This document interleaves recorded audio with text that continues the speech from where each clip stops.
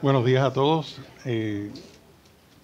Ayer fue la reunión de caballeros y le damos las gracias a Luis Machado y a Marida Liz porque ellos fueron los anfitriones. Y la pasamos muy bien.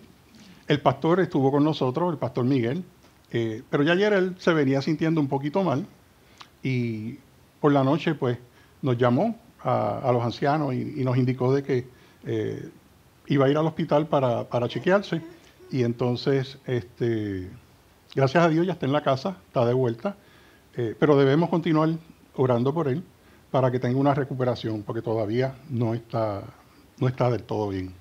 Miguel, aquella. Vamos a estar orando por ti y te pedimos que te restablezcas pronto. Te necesitamos aquí. Entonces, debido a eso, pues hoy le pido excusas porque no voy a continuar con la prédica, no va a estar relacionada con el tema que estaba con la miniserie que ya habíamos comenzado. Antes de comenzar, les pido por favor que se pongan de pie para hacer una corta oración.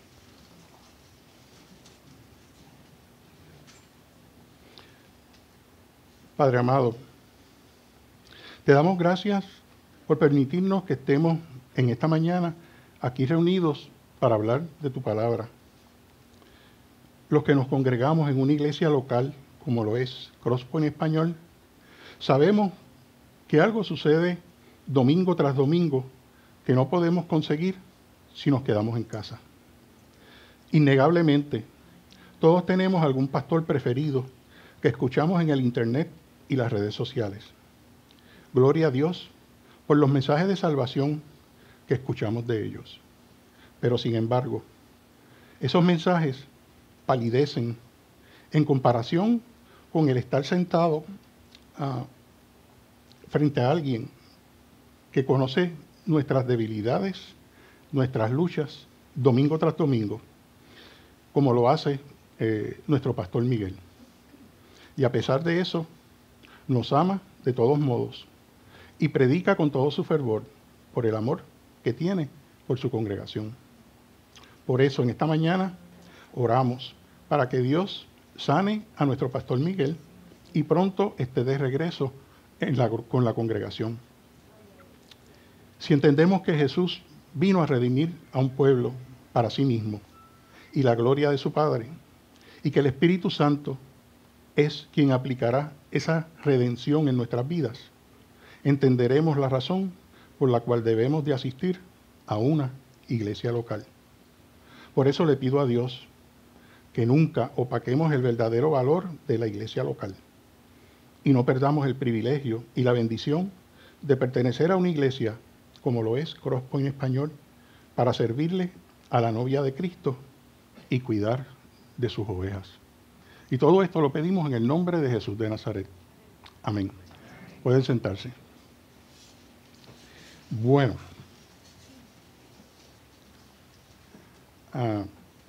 Como verán en la pantalla, pues está el título de la prédica. El título es ¿Por qué Dios permite el sufrimiento? Y va a estar basada en el Salmo 88. Jonathan Edwards comentó lo siguiente: la hostilidad del hombre caído contra Dios es tan intensa y tan grande que si Dios hiciera su vida vulnerable a las manos de los hombres, Dios no sobreviviría por 15 segundos. La evidencia de esto es que cuando Jesús encarnó y vino a este mundo, Él fue menospreciado y rechazado por los hombres y lo enviaron a que tuviera una muerte. Pero no quisieron que tuviera una muerte cualquiera. El hombre quiso que tuviera la muerte más dolorosa que podía ocasionar en ese tiempo, y fue la muerte de cruz. Si entendemos el Evangelio y hablamos del pecado y el sufrimiento, tenemos que obligatoriamente hablar de Jesús. Nadie en la historia, ni tan siquiera Job, comprendió la dimensión tan profunda que el sufrimiento y el dolor le puede causar a una persona. Solo un hombre se familiarizó totalmente con el dolor y el sufrimiento, y ese fue Jesús. Mi propósito es tratar de explicar cómo se relaciona el pecado con el propósito de Dios al permitir el mal y por ende el sufrimiento en nuestras vidas. Aunque suene complicado, voy a tratar de poner lo mejor de mí para explicarlo en una forma que sea sencilla. El Viejo Testamento está lleno de eventos donde Dios toma juicio sobre las acciones del hombre y también tiene muchos eventos donde los bendice. Y lo peor de todo es que en los momentos de oscuridad y difíciles de los personajes en la Biblia, al igual que nos sucede a nosotros, ellos tampoco sabían la razón por la cual sufrían. Bueno, de los personajes de la Biblia, solo uno sí sabía por qué tenía que sufrir, y ese fue Jesús. Pero no todo el Evangelio es sufrimiento, ya que hubo ocasiones donde los personajes, luego de pasar por momentos difíciles, Dios les restituyó todo lo perdido, y en ocasiones hasta le dio más de lo que tenían.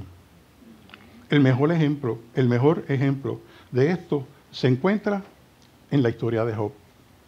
Entonces me pregunto, ¿cuál es el mejor tiempo para conocer la gracia de Dios? Y entiéndase por la gracia de Dios las cosas que Dios nos da, porque así Él lo desea y le place.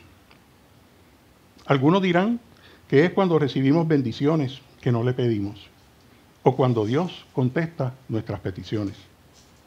Pero ¿saben qué? Los mejores tiempos para aprender sobre la gracia de Dios es cuando pasamos por tiempos difíciles y oscuros en nuestra vida. Probablemente muchos estarán pensando, ay Pedro, ahí vienes otra vez con tus downers. Todo estaba bien hasta que mencionaste tiempos difíciles y oscuros. Y ni hablar de que todo está relacionado con el pecado y por consecuencia con el sufrimiento. ¿Qué es? Que no hay forma de explicar el Evangelio en una forma que sea positiva. ¿Por qué siempre hablan del pecado? Es que no hay forma de hablar de lo bueno que es Dios y de que Dios es amor sin tener que dañarlo hablando del sufrimiento y el pecado. Suena fuerte, pero Pedro, tú me entiendes, ¿verdad? Pues bien, aquí les brindo las contestaciones que yo entiendo correctas a esas preguntas. Pero antes, tengo que tomar un poquito de agua.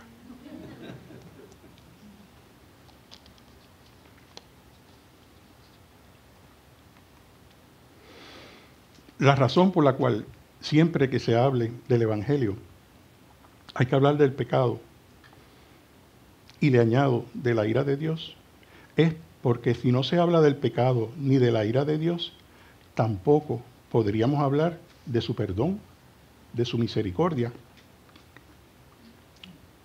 y mucho menos de su amor por nosotros.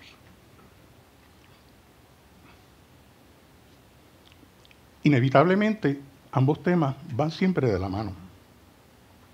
Para hablar del pecado, tenemos que remontarnos a su origen, y está en el libro de Génesis, en Génesis 3:6. ¿Sabían ustedes que Adán y Eva pecaron incluso antes de comer del fruto prohibido? Lo hicieron tan pronto que se preguntaron por qué debían de obedecer a Dios. Pecaron por la intención que nació en su corazón. El pecado es cuando no vemos a Dios como la máxima autoridad y nos ponemos nosotros en lugar de Dios.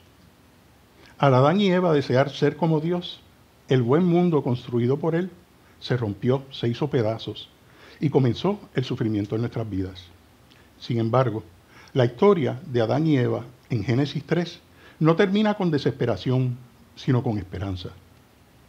Dios, en medio de su juicio y de su ira, prometió que llegaría el día en que uno de los hijos de Eva, o sea, Jesús, aniquilaría por completo el poder del pecado.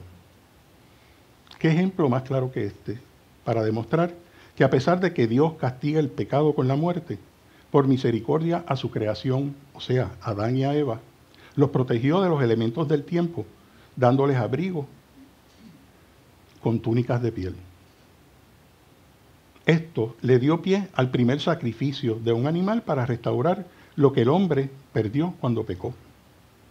Génesis 3:15 claramente nos muestra que debido al anuncio de la derrota de la serpiente por la simiente de la mujer, Dios por primera vez nos promete redimirnos a través de su Hijo Jesús, pagando por nosotros el castigo de nuestros pecados para hacernos dignos delante de su Padre y delante de Él.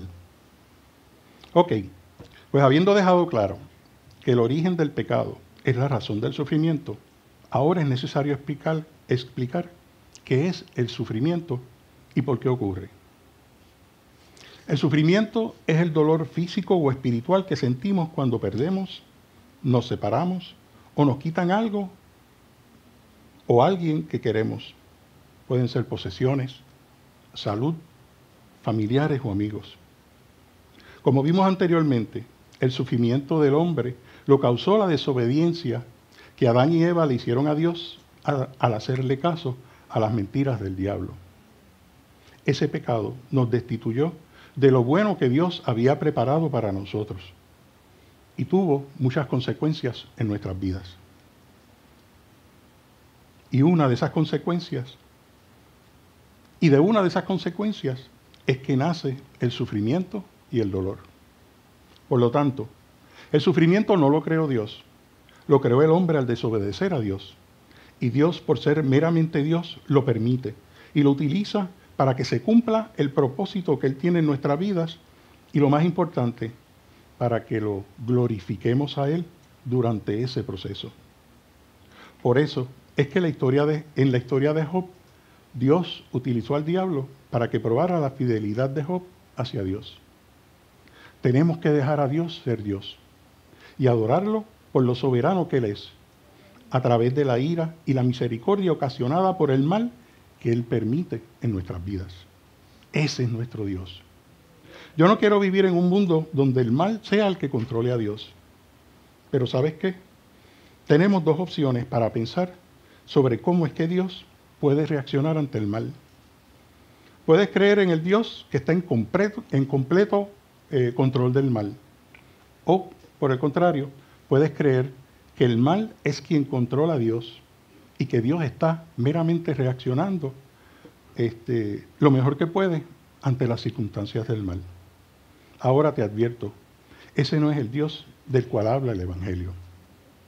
Por eso, les voy a hablar sobre el Salmo 88. Y les tengo que aclarar que cuando de casualidad pues me topé con él, perdón, noté que ese salmo era bien diferente a todos los demás. Los salmos son rezos a Dios y en su mayoría son lamentos. Y el salmista abre su corazón a Dios mostrándole tristeza, soledad, perplejidad, dolor, abandono, miedo y hasta ira en algunos casos.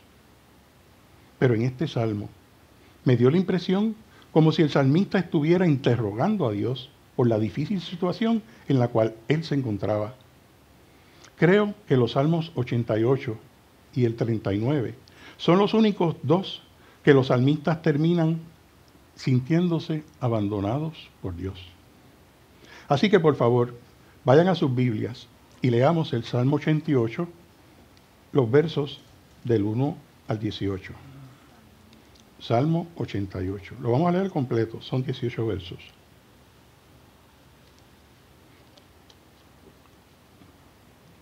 Los salmos se encuentran en el Antiguo Testamento y es el libro, si no me equivoco, número 19. Y los salmos se encuentran luego del libro de Job y antes del libro de Proverbios. Pues yo se lo voy a estar leyendo los versos de la versión de la Nueva Biblia de las Américas. Luis, me perdonas, no voy a usar la Reina Valera. Bueno, esta versión lo titula Súplica por la liberación de la muerte. Verso 1. Oh Señor Dios de mi salvación, de día y de noche he clamado delante de ti. Llegue mi oración a tu presencia. Inclina tu oído a mi clamor. Verso 3. Porque mi alma está llena de males y mi vida se ha acercado al Seol. refiriéndose a un lugar de oscuridad donde van los muertos. Soy contado entre los que descienden a la fosa. He llegado a ser como hombre sin fuerza, abandonado entre los muertos, como los caídos a espada que yacen en el sepulcro, de quienes ya no te acuerdas y que han sido arrancados de tu mano. Me has puesto en la fosa más profunda, en lugares tenebrosos, en las profundidades. Has reposado sobre mí tu furor y me has afligido con todas tus olas. Has alejado de mí mis amistades. Me has hecho objeto de repugnancia para ellos. Encerrado estoy y no puedo salir.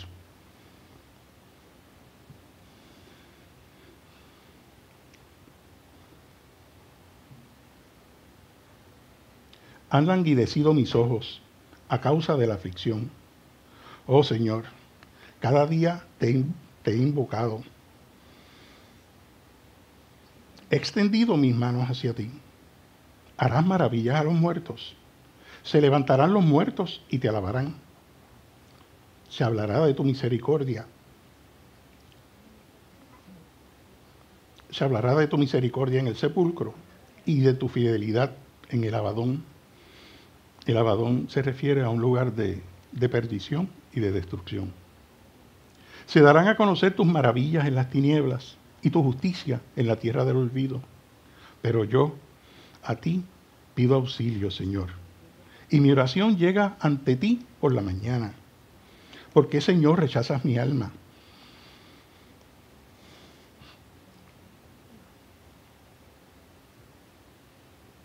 ¿Por qué escondes mis rostros? ¿Por qué escondes de mí tu rostro? He estado afligido y a punto de morir desde la juventud. Sufro tus terrores. Estoy abatido. Sobre mí ha pasado tu ardiente ira. Tus terrores me han destruido. Me han rodeado como aguas todo el día. Y a una me han cercado. Has alejado de mí al compañero y al amigo. Mis conocidos están en tinieblas. Como queriendo decir, la oscuridad es mi única compañera. Luego de leer este salmo, terminé con más preguntas que respuestas. Y me pregunté, ¿qué mensaje quiso el salmista que solo habla de lo mal y deteriorado que estaba, tanto físicamente y espiritualmente? ¿Se glorifica a Dios en este salmo? Lo más que me llamó la atención es que el salmista no dice que siente a Dios distante.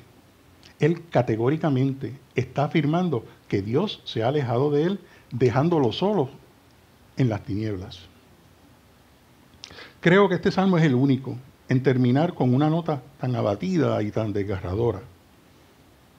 Mientras que por el otro lado tenemos la historia de Job, que igual al Salmo 88 le dice cosas bien fuertes a Dios. Pero sin embargo, contrario a este salmo, al final Job reconoció sus limitaciones, se arrepintió y Dios lo bendijo restaurando todo lo que había perdido y al final dándole más de lo que tenía antes. Entonces, ¿cómo es posible que a pesar de los horribles rezos, de las oraciones que Job le hizo a Dios, Dios al final dice que Job lo honró? ¿Saben cuál es la contestación? Porque todo el tiempo él estuvo orando a Dios. Job estaba molesto, quejándose, pero todo el tiempo se lo dijo a Dios y nunca se apartó de él. Job se mantuvo con Dios hasta el final, lo cual significa que al final también el diablo fue derrotado.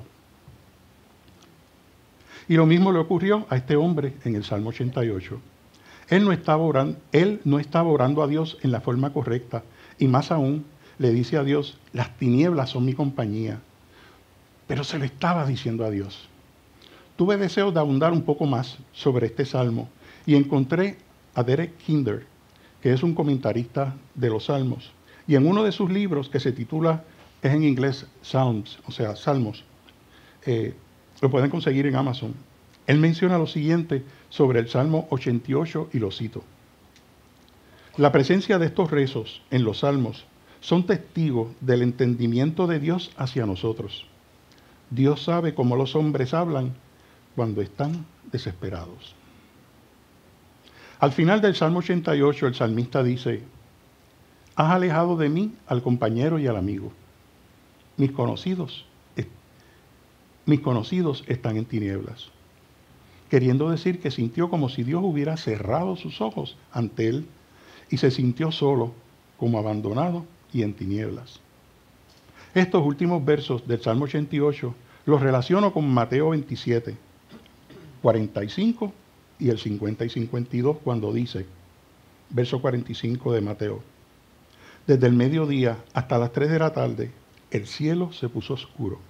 Y Jesús dijo: Dios mío, ¿por qué me has abandonado? Verso 50. Jesús lanzó un fuerte grito y murió. 51. En aquel momento la cortina del templo se partió en dos, de arriba abajo.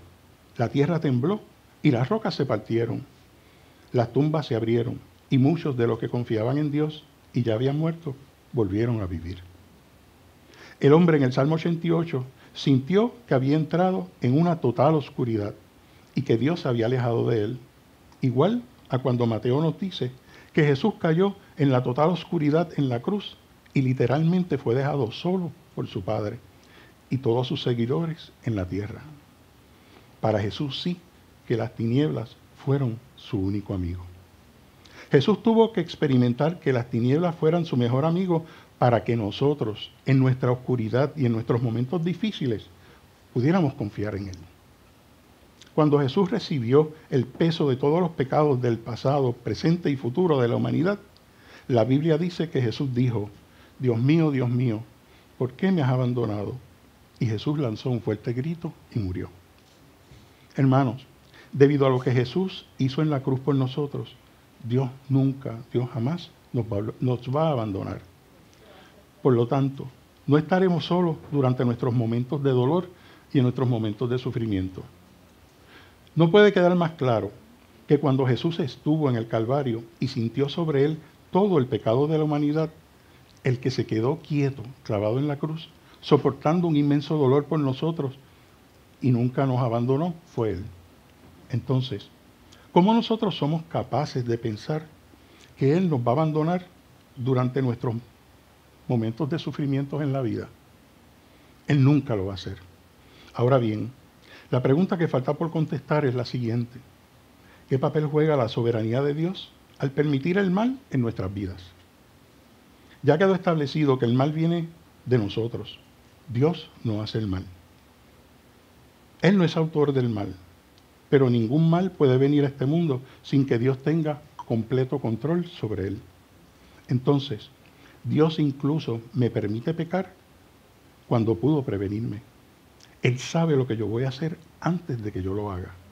Él tiene el poder y el derecho de vaporizarme, de destruirme antes de que yo peque.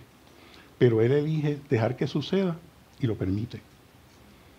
El grupo de adoración puede subir para irse preparando. ¿Recuerdan el caso de José y todo el sufrimiento que sus hermanos le causaron? La intención de los hermanos de José fue mala desde el principio, pero sin embargo, Dios en su providencia estaba orando a través de ese mal y el sufrimiento que le causaron a José, sus hermanos. Y José así lo entendió. José deja claro que aunque el propósito de sus hermanos era para mal, Dios lo permitió para su bien y para que futuras generaciones se salvaran, para que culminara con el nacimiento de Jesús y nos salvara de la muerte eterna.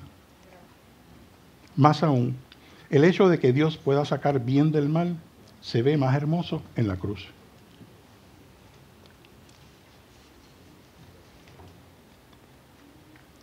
La crucifixión de Jesús fue el evento más malvado de este mundo. Y sin embargo, fue el evento más redentor que haya existido en la historia de la humanidad. Entonces me pregunto, si Dios ya tiene un plan predeterminado, ¿por qué Él necesita de mis oraciones para saber lo que yo le pido? Pues bien, Dios no necesita de mi intercesión para informarle lo que deseamos, ya sea para pedirle ayuda, o para pedirle que ayude a otra persona.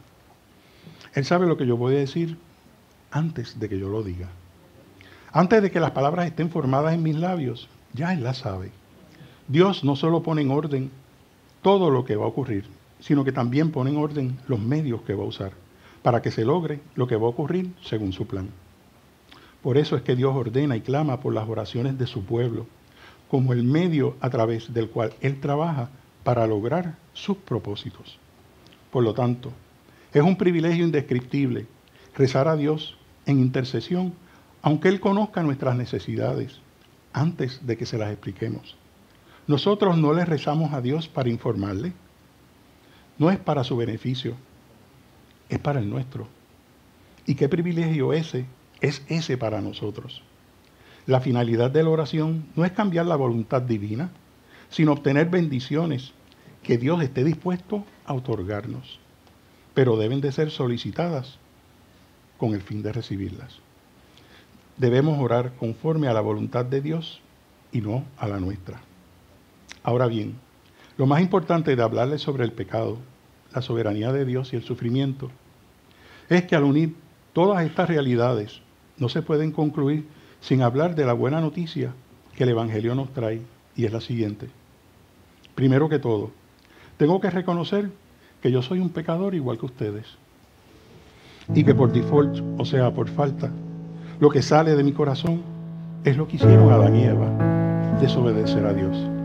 Por lo tanto, si no tengo un entendimiento de lo que es el pecado desde la perspectiva de Dios, yo voy a darle aprobación a lo que es bueno y moral desde mi perspectiva carnal.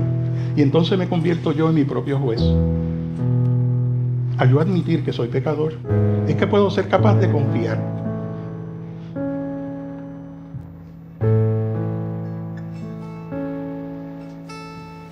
Al yo admitir eso, es la única forma que nosotros vamos a poder confiar que por el sufrimiento de Jesús en la cruz, Él recibió por mí el castigo que yo merecía. Jesús cumplió a perfección lo que yo jamás hubiera podido cumplir delante de Dios. Yo no pretendo decir con esto que soy más santo que nadie. A lo que me refiero es que ahora yo estoy lavado y limpio por la sangre que derramó nuestro Señor Jesucristo por pecadores como tú y como yo. Ahora confío en Jesús como mi única esperanza.